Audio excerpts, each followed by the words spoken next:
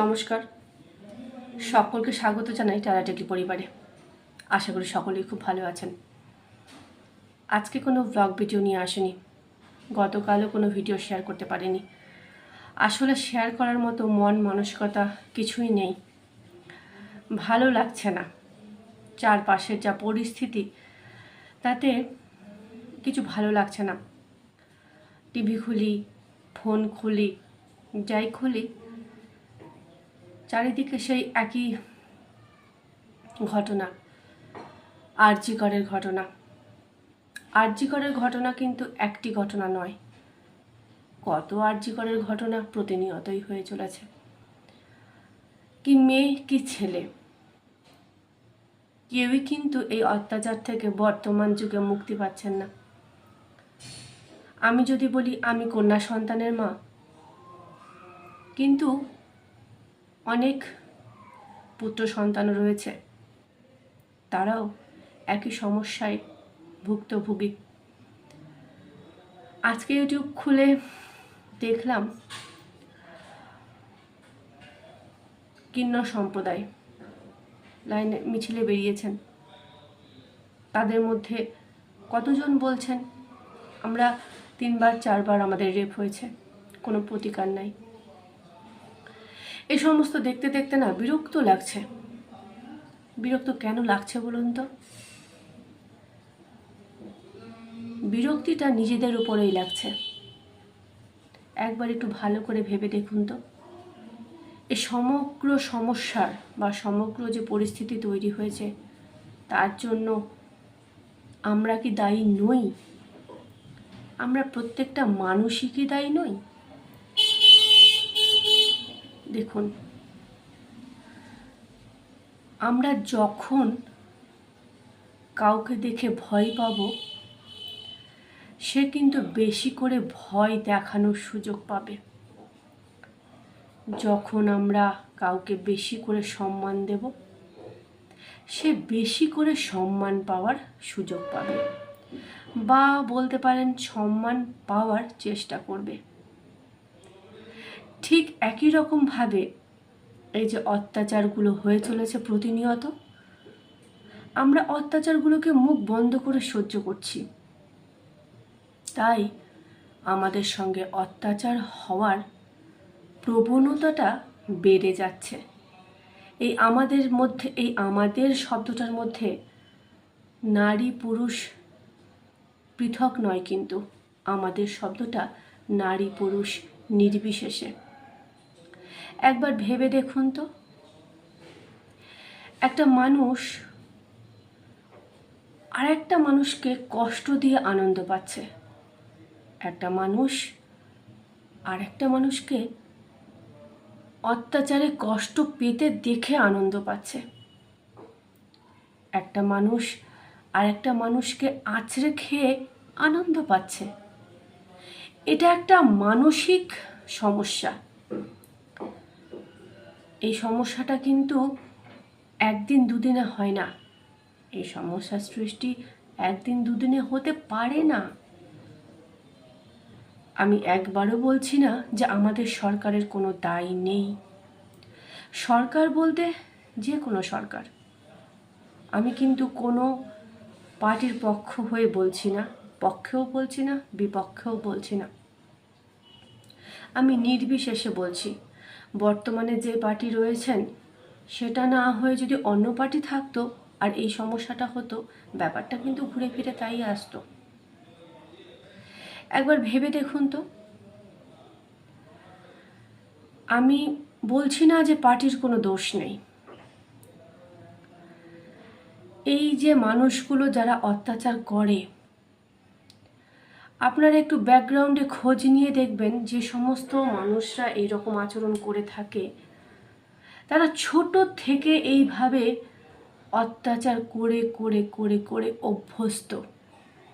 প্রত্যেকটা মানুষের মধ্যেই 2 রকম সত্তা থাকে, মানুষ না, প্রত্যেকটা প্রাণীর মধ্যে 2 রকম সত্তা থাকে।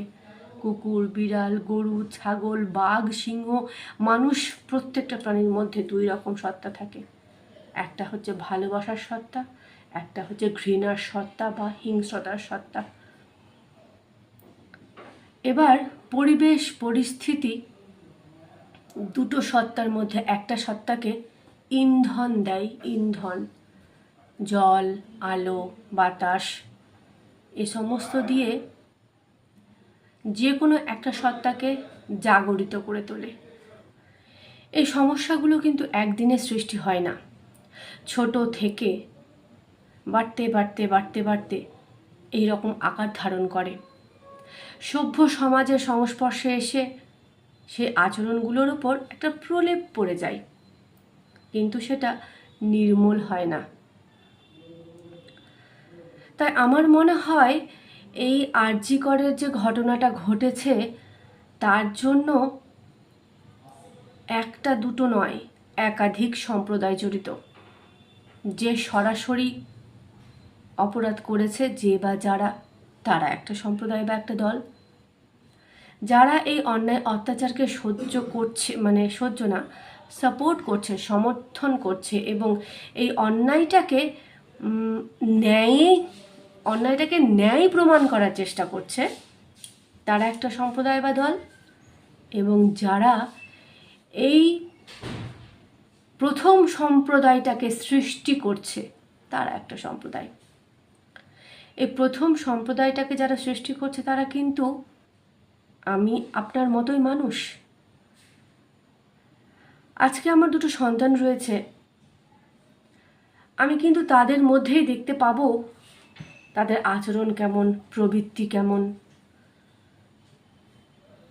আমার দুই সন্তান যদি বাড়ির মানুষের সঙ্গেই ভালো ব্যবহার না করতে পারে, বাড়ির মানুষের সঙ্গে সবসময় মারামারি, খুঁটাখুটি, হিংসা, রাগ এ সমস্ত করতে থাকে, আজকে বাড়িতে করবে, কালকে পাড়ায় করবে, পরশু স্কুলে করবে, স্কুল থেকে যত যত যত সোশ্যালাইজেশন হবে, সামাজিকীকরণ হবে, তত কিন্তু তার এই প্রবৃত্তিগুলো দিনের পর দিন উত্তর বাড়তেই থাকবে। তাই আন্দোলন করছি, ঠিক আছে, আমরা সকলেই আন্দোলন করছি, কেউ কেউ সরাসরি করছি, কেউ কেউ ডিরেক্টলি ইনডিরেক্টলি, প্রত্যক্ষভাবে পরোক্ষভাবে, কেউ পরোক্ষভাবে করছি, কেউ প্রত্যক্ষভাবে করছি। আমরা এই ব্যাপারটাকে কেউই সমর্থন করছি না, কিন্তু আমার মনে হয় এই সমস্যার তখনই সমাধান হবে যখন আমরা আন্দোলনটা নিজেদের বাড়িতে করতে পারবো। নিজেদের বাড়িতে যখন মায়া মমতাকে এক পাশে রেখে সন্তানের মধ্যে যখন প্রথম এই অন্যায় আচরণের অঙ্কুরটাকে দেখতে পাবো, তখনই অঙ্কুরটাকে ছিঁড়ে ফেলতে হবে। তাহলেই বর্তমান সমাজকে পাল্টানো যাবে না, ভবিষ্যৎকে পাল্টানো যাবে। যদি আমি ভুল বলে থাকি অবশ্যই আমাকে কমেন্ট করে জানাবেন। তাই আমার মনে হচ্ছে আরজি করের যে ঘটনাটা ঘটেছে তার জন্য কিছুটা আমিও দায়ী, কিছুটা আপনিও দায়ী। আমি বলতে মা, আপনি বলতে মায়েরা বা বাবারা। নিজের সন্তানকে উপযুক্ত শিক্ষা দিলেই এই সমস্যাগুলো সৃষ্টি হবে না। সন্তানের দোষকে প্রকাশ্যে আনার সৎ সাহস রাখুন, সৎ ক্ষমতা রাখুন। যেদিন আপনি নিজের সন্তানের দোষকে দোষ বলেই স্বীকার করবেন, সেদিন দেখবেন আপনার সন্তান হিংস্র থেকে একটা নমনীয়তায় পরিবর্তিত হবে। জানোয়ার থেকে, জন্তু থেকে মানুষে পরিণত হবে। আমার যেটা মনে হয়, আমার ব্যক্তিগত অভিমত। আর বেশি বকবক করবো না, ভালো লাগছে না, কিছু ভিডিও করতেও ইচ্ছে করছে না। করছি তো সব কিছুই, যা করি তা সবই করছি, বন্ধ তো কিছু নেই, না খাওয়া দাওয়া বন্ধ, না পূজা পার্বণ বন্ধ, না সাজগোজ বন্ধ, সবই করছি। কিন্তু মনটা কোথায় যেন অসন্তুষ্ট রয়ে গেছে। স্বাধীনতা দিবস পালনও করলাম, কিন্তু আদেও কি আমরা স্বাধীন? আগামী দিনে আসছে রাখি বন্ধন। কিসের রাখি, কিসের তার বন্ধন, যদি তার মূল্যই দিতে না পারি? আমরা ব্যক্তিগতভাবে নিজের নিজের সুখে নিজের নিজের আনন্দে সবাই মত্ত, একটু হই হট্টগোল করে নিলাম, ন্যায় চাই ন্যায় চাই ন্যায় চাই। কিন্তু ন্যায়টা তখনই সম্ভব যখন রাস্তাতে প্রতিবাদের সঙ্গে সঙ্গেও সে প্রতিবাদের সুরটা ঘরে গর্জে উঠবে। রাস্তাতে প্রতিবাদ করছি, মিছিল করছি, ঠিক আছে, করছি, করা দরকার, কিন্তু সে প্রতিবাদের সুরটা যদি ঘরেও থাকে, তাহলেই দেখবেন এই যে চারিদিকে নরখাদকের সৃষ্টি হয়েছে, সেই নরখাদকগুলো আস্তে আস্তে অবলুপ্ত হয়ে যাবে, ধ্বংস হয়ে যাবে। যাই হোক, সকলে ভালো থাকবেন, সুস্থ থাকবেন। আবার আসবো আগামীকাল, যদি সম্ভব হয় তো।